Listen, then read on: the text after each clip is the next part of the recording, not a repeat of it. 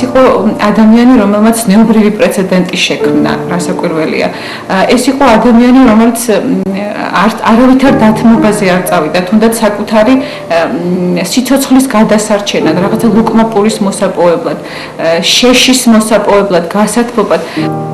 ექვთიმე თაყაიშვილის მატერიალურ სიდუხჭირეს ყველაზე მეტად ის ამწვავებდა, რომ მას ემიგრაციაში არ ჰქონდა საკვლევი მასალა. მას არ ჰქონდა ახლად გამოცემული წიგნები, ლექსიკონები, საცნობარო ლიტერატურა. ამის დანაკლის განიცდიდა ყველაზე მეტად და მისი პირადი წერილების ერთ-ერთი ყველაზე მტკივნეული საკითხით სწორედ ეს გახლავთ. ერთ-ერთ წერილში იროდიონ სოღულაშვილს წერდა: ირო ძმაო, იროდიონ, მე მადა ვეშაპისა მაქვს და შენ კიდე ზიარების პოვზით მაწვდი წიგნებს, საკვლევ წიგნებსო. ძალიან კარგად ესმოდა მას ამ კვლევის მნიშვნელობა. არც ერთი წუთი არ შეუწყვეტია ემიგრაციიდან მუშაობა. იყო ესე იგი ხალხი, რომელსაც ძალიან დიდი ინტერესი ჰქონდა ამ ქართული სიძველეების მიმართ. ესენი იყო უცხოელები, რომელთაც ამ სიძველეების გამოფენა უნდათ თავიანთ მუზეუმებში, ბრიტანეთის მუზეუმი, ნიუ-იორკ მეტროპოლიტენის მუზეუმი, მაგრამ აქ ყოველთვის ექვთიმე ძალიან ფრთხილად ეკიდებოდა ამ საკითხს. მის წინაშე ყოველთვის იყო რაღაც ესეთი შიშის მომენტი, რომ შეიძლებოდა ეს სიძველე არ დაბრუნებოდა მას უკან. მოგეხსენებათ, რომ მაშინ დემოკრატიული რესპუბლიკის მთავრობას პრაქტიკულად ძალა აღარ გააჩნდა და შესაბამისად ამ განცაც იურიდიულად ისინი ვეღარ შეედავებოდნენ, ასეთი საშიშროება იყო. მის არქივში წერილიც კი ინახება, რომ მოწერეს, თქვა, თხოვნით, რომ დაერთონება, რომ გამოეფინათ საზოგადოებრივ საფრანგეთის ფარგლებს გარეთ ეს სიძველეები, მაგრამ ექვთიმე თაყაიშვილმა ამაზე უარი თქვა. იყო კიდე სხვა ტიპის გამოწვევები, კონკრეტულად ამ განძის ერთ-ერთ ნაწილზე ქონდა პრეტენზია დადიანების შთამომავალს, სალომე დადიანს. ეს სალომე დადიანი არ არის, ეს ეკატერინე ჭავჭავაძის შთამომავალი არ არის, ეს სხვა სალომე დადიანია, ობოლენსკაია, მეუღლის გვარი იყო ობოლენსკი. და სალომე ობოლენსკაიამ განაცხადა პრეტენზია, რომ აი ეს დადიანების კუთვნილი სიძველეები და ძვირფასეულობა, რომელიც საქართველოს ეროვნულ საგანძურში ინახებოდა, გამოთქვა პრეტენზია, რომ ისთვის გადაეცათ როგორც მემკვიდრისთვის. ხოლო დიდი ნაწილზე რაც ეკუთვნოდა დადიანებს. რა თქმა უნდა, გაიმართა სასამართლო პროცესი და ძალიან დიდი ენერგია დასჭირდა ექვთიმეს, რომ მოეგო ეს პროცესი და ეს განძი არ დაშლილიყო. ამას დაემატა მეორე მსოფლიო ომი და გერმანელების შესვლა პარიზში. რომარად ექვთიმე თაყაიშვილი და იქ მცხოვრები, ევროპაში მცხოვრები ქართველები, იგივე ზურა ავალიშვილი, ეს განძი შეიძლებოდა სამუდამოდ დაკარგულიყო კიდევაც. სხვათა შორის ამაში ხელი შეუწყო გარკვეულწილად ადგილობრივმა კურატორმა, მუზეუმის კურატორმა ფრანგმა პიერ ჟადონმა, რომელმაც გარკვეული დიდი დახმარება გაუწია ექვთიმეს ამ განძის გადამალვაში.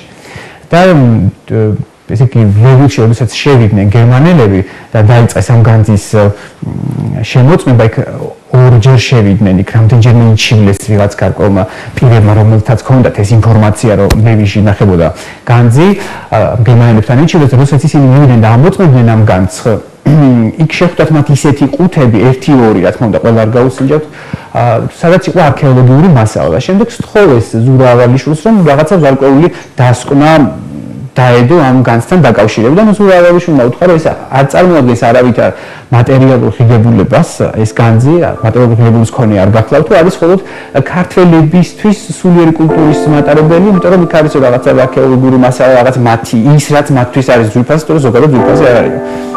რა თქმა უნდა, რაღაც ზურა ავალიშვილმა ძალიან დიდ საფრთხეში ჩაიგდო თავი, იმიტომ რომ იქ იყო უოცხელი სიმდიდრე, რაც დღეს საქართველოს ეროვნულ მუზეუმშია დაცული. იქ ის იყო წარმოიდგინეთ, ეს თელი ოქროს ფონდი გატანილი ჰქონდათ და რომ სულად შემთხვევით რომ ენახა რომელიმე გერმანელ ოფიცერს იქ ასეთი განძი, რა თქმა უნდა, განწირულები იყვნენ როგორც ექვთიმე, ასევე ზურა ავალიშვილი და რა თქმა უნდა, თავად განძის. ერთი ნივთის გატანით რომელიმე მუზეუმის დარბაზში ერთი კოლექციის კატალოგის შედგენით ექვთიმე თაყაიშვილს შეძლო ეს მთელი საგანძური თავისუფლად დაეცვა რაღაცა საგანძურის დაცვის ფასი რომელიმე ცნობილ მუზეუმს გადაეხადა, თუმცა ამ დათმობაზე ეს ადამიანი არ წავიდა და ჩამოიტანა ეს განძი უკვლებლივ საქართველოში. თუმცა როგორც ამბობენ, თვითონ ისეთი გაცვეთილი პიჯაკით სმია, რომ უხერხულადაც კი უბრძნია თავი და აეროპორტში ახალი პიჯაკით შეუცვლიათ, იმდენად რთულ მდგომარეობაში იყო.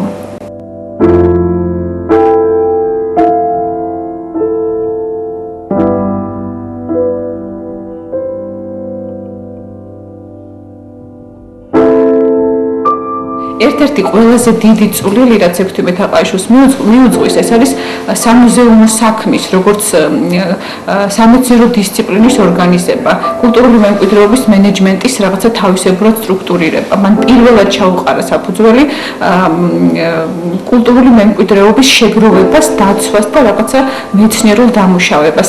ამის საფუძველზე მან 1907 წელს შექმნა საქართველოს საისტორიო საეთნოგრაფიო საზოგადოება. ამ საზოგადოებამ 1931 წლამდე იარსება და ქართულ ამგვარ კულტურულ მემკვიდრეობის შემკრებ საზოგადოებათაგან ერთ-ერთი ყველაზე გამორჩეული როლი ითამაშა. ხელნაწერთა ეროვნული ცენტრის ფონდები, ქართულ ხელნაწერთა ფონდები წარმოადგენს 4 ძირითადი ამგვარი საზოგადოების ფონდს. ერთ-ერთი ყველაზე სრული გახლავთ ექვთიმე თაყაიშვილის მიერ დაარსებული საზოგადოების ფონდი. თავის დროზე რამდენიმე არქეოლოგიური ექსპედიცია მოაწყო საქართველოს სხვადასხვა კუთხეში. როდესაც ვსაუბრობთ არქეოლოგიურ ექსპედიციაზე, ეს არ ნიშნავს ვიწროდ არქეოლოგიურ ექსპედიციას, იქ აღინუსხებოდა ყველა სიძველე, რაც მას ადგილზე ხვდებოდა. პირველ რიგში უნდა ითქვას ტაო კლარჯეთი, კოვალთისი და ჩანგლი და შემდეგ უკვე რაჭა ლეჩხუმშიც, რომელიც მან უკვე პარიზში ყოფნისას გამოაქვეყნა. მისი მასალების მიხედვით ძალიან ბევრ ქართულ ძეგლს, ძალიან ბევრ ქართულ ტაძარს და მონასტერს ჩვენ პირველად ვეცნობით.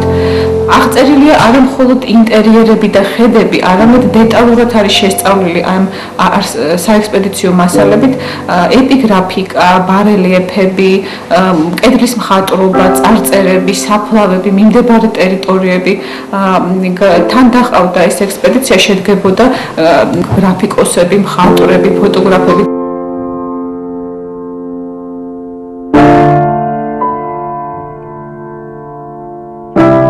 რაც შეეხება დაბრუნებას, ეს მეორე მსოფლიო ომის შემდეგ მოხდა დაბრუნება, ამ განძის 1945 წელს ჩამობრძანდა წმინდა ექვთიმე ღვთისკაცი საქართველოში და როგორც მოსალოდნელი იყო, როგორც მუდმივად განიცდიდა შეტევებს ემიგრაციაში, ჩამოსვლის შემდეგაც ის როგორც არაკეთილსაიმედო პირი საბჭოთა სისტემისათვის ბუნებრივია არათუ სათანადოდ დაფასდა, არამედ დამამცირებელ მდგომარეობაშიც კი ცხოვრობდა. მას თითქმის შიდა პატიმრობა ჰქონდა,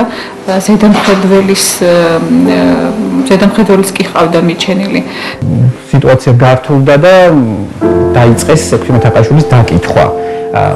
იმდროინდელმა უშიშროებამ ეს დაკითხვები უფრო ხშირად ხდებოდა, ის უკვე ძალიან ასაკოვანი იყო. ერთ-ერთი დაკითხვის დროს ექვთიმე თაყაიშვილი გარდაიცვალა. მის დაკრძალვას, რომელსაც ტრადიციულად უნდა ესწრებოდეს ამ რანგის მოღვაწის დაკრძალვას ასობით ადამიანი, სულ რამდენიმე ადამიანი მიაცილებდა თურმე ეს ცხედარს. წმინდა ექვთიმე ღვთისკაცი იყო ძალიან დიდი მკვლევარი.